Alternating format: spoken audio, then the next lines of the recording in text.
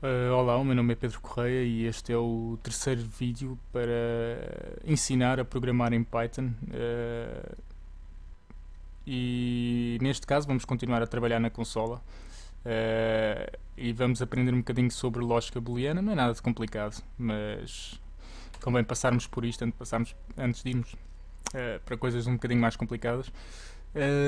E lógica booleana basicamente diz que para uma pergunta de sim ou não só pode haver a resposta de sim ou a resposta de não. E, regra geral, isso são instruções básicas para computadores que funcionam com base em linguagens binárias. Binárias quer dizer que só têm dois símbolos possíveis. Imaginem 0 ou 1, A ou B, qualquer coisa, mais ou menos, etc. No vídeo anterior tivemos a falar sobre algumas coisas como operadores matemáticos, como é o caso da soma, não é? 1 mais 1, em que utilizamos o mais, 1 menos 1, utilizamos o menos, estes são bastante óbvios. 2 vezes 3, isto é uma multiplicação, 2 dividido por 3 utilizamos a barra, enquanto na multiplicação utilizamos o asterisco para fazer a potência de 2 levantado a 3, portanto fazemos 2 asteriscos e temos lá o 2 levantado a 3. Falei também em precedências, em que basicamente vocês têm que saber algumas instruções de algumas prioridades que o Python vai ter quando está a analisar as contas que vocês estão a fazer. Basicamente, se eu quiser fazer 2 mais 2 a dividir por 4, convém que eu meta aqui, por exemplo, um parênteses para ele fazer esta conta primeiro e só depois é que divide tudo por 4. Vamos agora então passar para a lógica booleana. Tal como eu estava a dizer, a lógica booleana são perguntas que vocês fazem que o Python vai responder se é verdadeiro ou se é falso. Ou vocês próprios é que afirmam que é verdadeiro ou que é falso. Para dizer que um valor é verdadeiro ou falso, ou que uma expressão é verdadeira ou falsa, vocês fazem, por exemplo, que perguntam, por exemplo, como é que eu pergunto se 2 é igual a 2? Em vez de utilizar o igual, que é um sinal de atribuição, porque se eu utilizasse só um igual, estaria a dizer que 2 é igual a 2, e ele, neste caso, não consegue fazer nada, porque 2 é de facto igual a 2 e ele está a tentar fazer uma atribuição a uma constante e não consegue fazer isto. Vou fazer x igual a 2. E com isto fiz uma atribuição porque x não existia antes. E agora quero perguntar se x é igual a 2. E então utilizo os dois iguais. E eu vou perguntar e ele diz-me que é verdadeiro. E agora vou perguntar se x é igual a 3 e ele responde-me que é falso, porque de facto x é igual a 2. Da mesma maneira que utilizamos os dois iguais para fazer uma pergunta de sim ou não, ou de verdadeiro ou falso, se 2 é igual a x ou outro número qualquer, podemos utilizar também um maior. Por exemplo, x é maior que 1. Sim. X é menor que 1. Ele vai-me dizer que não, porque x é igual a 2, é obviamente maior que 1 e obviamente que não é menor que 1. Para fazer o diferente, podemos perguntar se x é diferente de 5. Ele vai-me responder que sim, x é diferente de 5. X é diferente de 2? Não. X não é diferente de 2, x é de facto 2.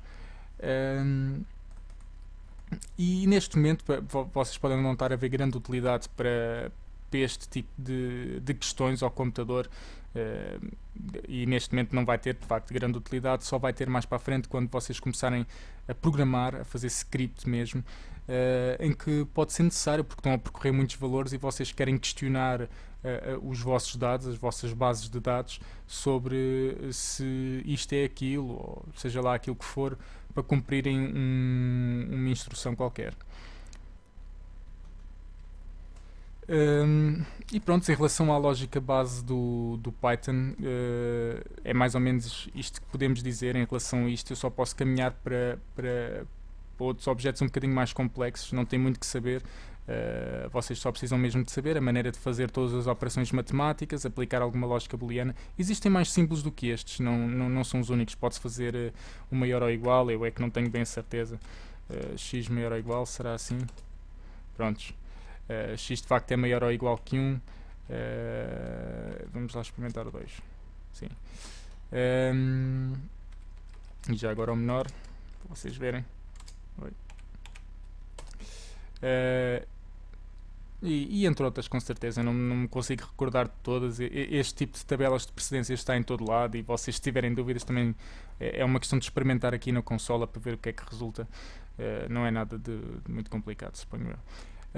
Vou agora ensinar a fazer uma coisa, tirar aqui uns minutos para vos iniciar numa coisa que são listas. E o que é isto de uma lista? Uma lista é um vetor. E eu, neste caso, quero fazer um vetor de números. E eu vou dizer que A, que é a minha variável, à qual eu vou atribuir a lista, é igual a um vetor que é constituído pela célula 1, 2, 3, 4 e 5. E agora, se cada vez que eu for buscar A, ele vai-me buscar o vetor inteiro. Reparem que para fazer a lista, que é como se chama este objeto em Python, eu fiz isto, abri com parênteses retos e fechei com parênteses retos. E separei todos os elementos que estão lá dentro por vírgulas. Portanto, se eu quiser ir buscar o primeiro elemento, basta-me dizer que quero ir buscar o elemento que está na posição 0. Isto é importante porque pode haver confusões. Há linguagens que são diferentes, em que o primeiro elemento está de facto na posição 1, mas Python funciona da mesma maneira que funciona, por exemplo, C ou C++, se vocês tiverem alguma vez tido contacto com essas linguagens, em que a primeira posição dos vetores ou de matrizes é sempre no 0. Portanto, se eu for buscar a posição 1 aqui do A, ele vai-me dizer que a posição 1 é o 2. Portanto, a posição 0 do A é igual a 1, a posição 1 do A é igual a 2, e se eu for buscar a 3, a posição 2 vai-me dar o 3, a 13 vai-me dar o 4 e a 4 vai-me dar um 5. Eu posso fazer o mesmo, mas ao contrário. Quero ir buscar a posição que está menos 1. Isto pode não ter grande significado para vocês, porque sei lá, em termos de uma lógica puramente matemática, ele iria buscar a posição que estava aqui para trás do vetor, que não existe, mas basicamente ele interpreta isto como estar a fazer a conta ao contrário. Ele vai buscar a última posição. Portanto, se eu meti menos 1, ele foi buscar o 5. Se eu meter menos 2, ele vai-me buscar o 4 e por aí adiante. Dentro das listas, eu estou para aqui a meter números, mas se eu disser, por exemplo, que i é igual a 1, eu posso utilizar o meu i para ir buscar a posição 1, não é? E posso fazer atribuições diretamente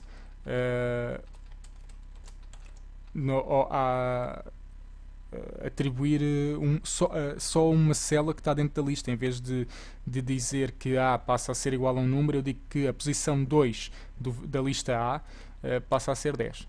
E então, se eu for lá ver agora, a posição 2 passou a ser 10. E pronto, isto das listas funciona basicamente assim. Podem-se fazer outro tipo de coisas com as listas, mas eu antes de falar sobre isso quero falar sobre outra coisa, que são strings. E strings são o quê? Em vez de utilizarmos números, utilizamos caracteres como letras. Por exemplo, eu quero dizer que B é igual a palavra.